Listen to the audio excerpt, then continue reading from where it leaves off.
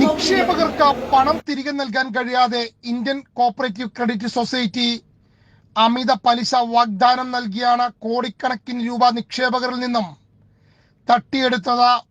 നിക്ഷേപകർക്ക് പണം തിരികെ നൽകാമെന്ന് പറഞ്ഞ അവസാന ദിവസവും കഴിഞ്ഞതോടെ Palakkad Indian cooperative credit society ഓഫീസിൽ ഇന്ന് നൂറുകണക്കിന് നിക്ഷേപകരാണ് തടിച്ചുകൂടിയത്.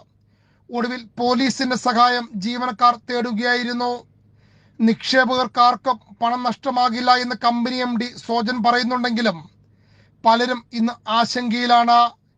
ഇന്ത്യൻ കോപ്പറേറ്റീവ് ക്രെഡിറ്റ് സൊസൈറ്റിയിൽ ഇൻകം ടാക്സ് അധികൃതർ നടത്തിയ പരിശോധനയെ തുടർന്നാണ് പ്രതിസന്ധി വർദ്ധിച്ചത്. ആദ്യം തങ്ങളുടെ ബാങ്ക് അക്കൗണ്ട് ഇൻകം ടാക്സ് അധികൃതർ മരവിപ്പിച്ചതാണെന്നും ഇതാണ് പ്രതിസന്ധി കാരണമെന്നുമായിരുന്നു മാനേജ്മെന്റ് വ്യക്തമാക്കിയത്. എന്നാൽ മാസങ്ങൾ കഴിഞ്ഞിട്ടും പലർക്കും നിക്ഷേപിച്ച പണം തിരികെ കിട്ടിയിട്ടില്ല. പണം സംഭരിക്കുന്നതിനായി നിരവധി ഏജന്റുമാരും പ്രവർത്തിച്ചിരുന്നു. ഇവരാണ് ഏറ്റവും അധികം ബുദ്ധിമുട്ടുന്നത്. ഇടപാടുകാർ ഏജന്റുമാരുടെ വീടുകളിലെത്തി ബഹളം വയ്ക്കുന്നതായും പറയുന്നു.